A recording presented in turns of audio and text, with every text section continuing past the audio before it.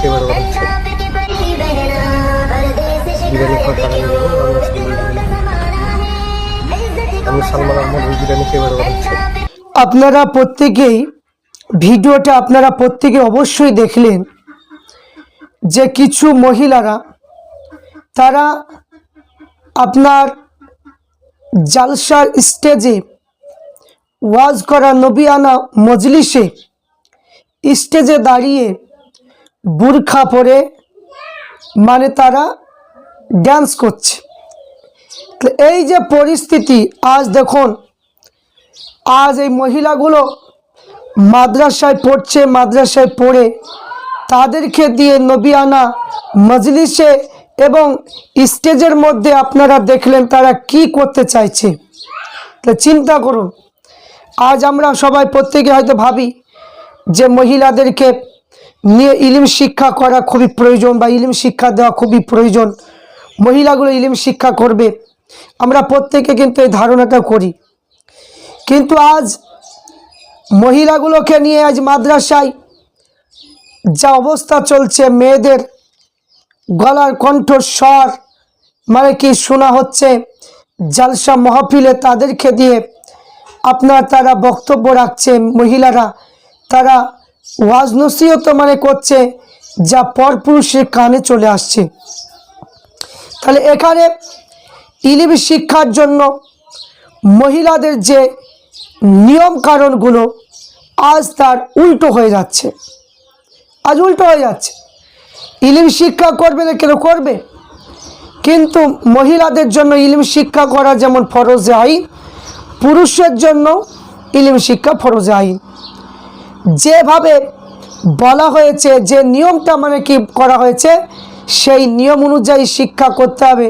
কিন্তু এখানে মহিলাদের জন্য মানে কি যে এখানে পর্দা করা যেমন ফরজ, কিন্তু এখানে মানে কি যে বুরখা পরবে আর পরপুরুষের সামনে স্টেজে উঠে গজল পাঠ করবে এবং মানে কি বক্তব্য দেবে, মানে কি আপনার হাদিস মানে কি পড়ে শোনাবে। পরপুরুষের কাছে মহিলাদের গলার স্বর বা সুরটাকেও প্রকাশ করার নিষেধ আছে। কিন্তু তার সত্ত্বেও বড় বড় যারা আলেম দাবি করে, যারা মৌলানা দাবি করে, যারা মুফতি দাবি করে, এরা ওই মহিলাদের বক্তব্যগুলো তারা নিজে কানে শুনছে। তাহলে দেখুন আজ পরিস্থিতি কোন দিকে দাঁড়াচ্ছে। তাহলে এই রকম যদি হয়, স্টেজে মহিলাদেরকে তুলে গজল গাওয়ানো বা স্টেজে তুলে এইরকম করে ঘোড়া লাশ যদি করা হয়, তাহলে সমাজে কি পরিবর্তন হবে, মহিলাদের দ্বারা কি সমাজ পরিবর্তন হবে বলুন তো দেখি। কোনোদিনই পরিবর্তন হবে না। এখানে যে নিয়ম কারণের জন্য কথা বলা হয়েছে, সেই নিয়ম কারণগুলো তো আমাদের মানা প্রয়োজন, অবশ্যই আমাদেরকে দেখতে হবে। তাহলে আমরা প্রত্যেকে বুঝতে পারলাম যে মহিলাদেরকে নিয়ে মাদ্রাসায় পড়াশোনা মানে কি যেমন হচ্ছে, ইলম শিক্ষা যেমন হচ্ছে, তার পরিপ্রেক্ষিতে মহিলাদেরকে নিয়ে তার স্টেজে মানে কি ড্যান্সও মানে কি করাচ্ছে এবং তাদের মুখ থেকে গজল এবং বিভিন্ন রকমের মানে কি বক্তব্য আমরা শুনতে পাচ্ছি। এই জন্য আল্লামা রুহুল আমিন বসিরহাটি রহমাতুল্লাহ আলাইহি তিনি যে কিতাবের মধ্যে লিখেছে, সেই কিতাবের মধ্যে কি বলেছে আমরা প্রত্যেকে দেখব। জরুরি ফতোয়া প্রথম ভাগ, আল্লামা রুহুল আমিন বসিরহাটি রহমাতুল্লাহ আলাইহি তিনি এই কিতাবের 62 পৃষ্ঠার মধ্যে তিনি বর্ণনা করেছেন, আমরা একটু দেখব। তাহলে স্টেজে তো মানে কি নাচানাচি তো দূরের কথা, কণ্ঠস্বর শোনা যাবে কিনা সেই সম্পর্কে আল্লামা রুহুল আমিন বসিরহাটি রহমাতুল্লাহ আলাইহি তিনি কি বলছেন আমরা প্রত্যেকে একটু শুনি। তো এখানে লিখেছেন যে স্ত্রী লোকদের বা মহিলাদের কণ্ঠস্বর কি।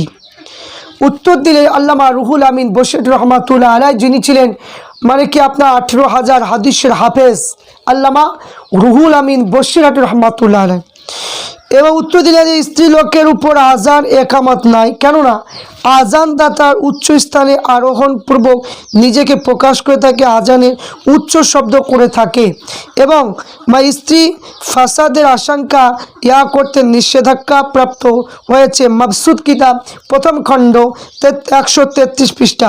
ফকিগান বলেছে স্ত্রীলোক হজের সময় লাব্বাইক বলতে নিয়ে শব্দ উচ্চ করবে না, কেননা তার শব্দ উচ্চ করাতে ফাসাদ হয়ে থাকবে।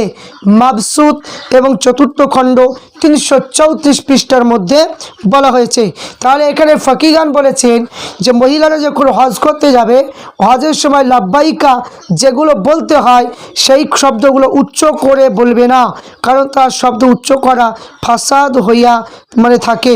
তারপরে যদি স্ত্রীলোক অস্পষ্ট শব্দ আজান দেয় তবে সংবাদ প্রদান বিঘ্ন ঘটবে, আর যদি উচ্চ শব্দ করে তবে গোনা কি করবে, কেন উক্ত আওয়াজ আওরাত গোপনীয় বিষয়।